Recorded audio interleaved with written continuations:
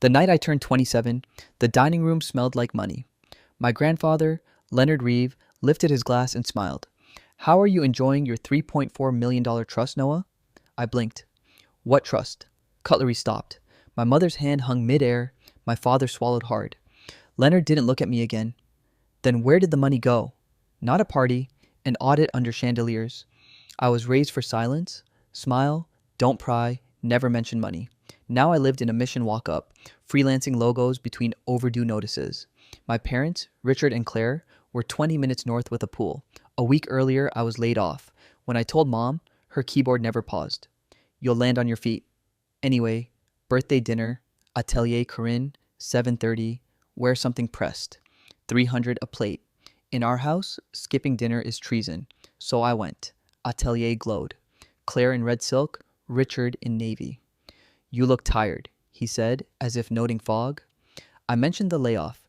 They switched to Europe and renovations. Then Leonard arrived, and my mother's smile stiffened. He ordered whiskey and asked again about a fortune I'd never touched. His assistant, Seema, appeared. Private room. We were ushered behind a door that clicked shut like a verdict. An attorney, Aaron Cho, opened a folder. Trust established at your birth. Expected value around 3.4 million. Balance this morning, 200,000. The number punched the air out of me. Leonard faced my parents. Explain. Richard dabbed his forehead. We used some mortgage when the market tanked. Claire's voice trembled. We were protecting it for Noah's future. Seema read from a tablet, voice flat. Mortgage payoff, 450,000. 2 Model S, 280,000. Home renovation, 320. Investment in Claire Reeve real estate, 500. Total loss. Purchase of Malibu property, 1.8 million. Title in Richard and Claire Reeve. A beach house, bought with my name. Leonard didn't blink. Keys. Claire hesitated, then placed a ring on the table. He slid it to me. 2 years late, but his. They were warm in my palm, not a present, proof. 3 nights later, Seema met me in the lobby of Leonard's office tower. They're here, she said. I hadn't slept. Every blink replayed Claire dropping the keys. On the top floor, the city looked framed. Leonard sat behind his desk. My parents faced him like applicants. Sit, Noah, Leonard said. Silence. The clock ticked. Richard began. We didn't mean for it to spiral. We were trying to stay afloat. You mean greedy, Leonard said. Claire's tears came fast. We love you. We were going to tell you after selling Malibu, Aaron slid bank statements between us. Forensic audit complete. Transfers, Shell LLCS, everything traced. Injunctions filed. About 2 million recoverable via seizure and forced sale. Richard went gray. 2 million? You didn't recover it, Aaron said. The courts did. Seema set photographs on the desk. The beach house, cars, jewelry, cruise bookings. See what your name bought. My throat burned. Is this enough for criminal charges? Yes. Felony fraud and breach of fiduciary duty, Aaron said. Exposure up to 10 years. Claire gasped. Noah, you wouldn't. I didn't do this, I said.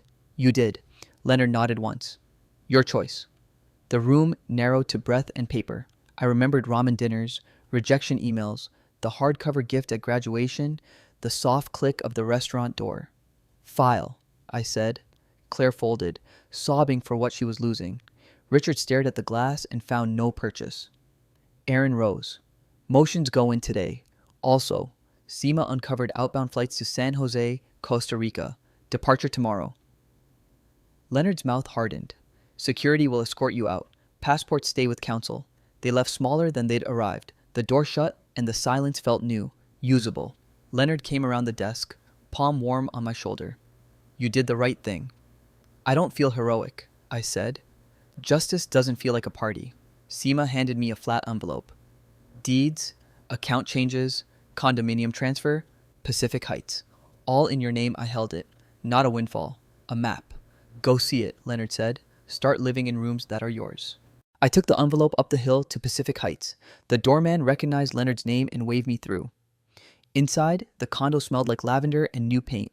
Staged, immaculate, anonymous. Glass framed the bay. Drawers held nothing but brochures. On the counter, a draft lease and deposit receipts, rent my parents had collected in my name. I laughed, then choked on it. I called a locksmith, then a moving van. I slept on the floor that night with a rolled jacket for a pillow, watching fog braid itself through bridge lights. The cases moved quickly. Injunctions pinned assets. The Malibu house went to auction. The Teslas, the club membership, the jewelry, sold. Proceeds flowed back through court accounts until the trust looked like itself again. Aaron kept updates clipped. Seema sent bullet points at dawn. Richard and Claire were arraigned, released on bond, and ordered to pay restitution. No flights to anywhere. I met Leonard for dinner at a quiet place with linen napkins and ordinary prices. He looked lighter. "You drew the line I should have drawn years ago," he said. "You built the bridge," I told him. "I just walked across." At home, I rebuilt my portfolio. Work arrived from companies Leonard had never heard of. Garage startups that paid on time and wanted clean marks, not pedigree. My calendar stopped being triage and became architecture. Weeks became a season. I bought a secondhand couch, a kitchen table with honest scratches, plants that tolerated neglect. At night, I stood on the balcony and counted fairies crawling like fireflies. Sentencing day was brisk and gray. I went because closure works better when witnessed.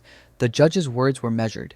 Suspended time, community service, 5 years probation, restitution enforced. Claire looked for me once. I didn't nod or smile. Some languages I'm done speaking.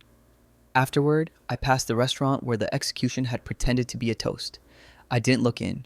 Back home, I placed the old key ring in a drawer and locked it. The trust was restored, but more important, so was the trustee. Me. I poured coffee, opened a new project file, and began. For real.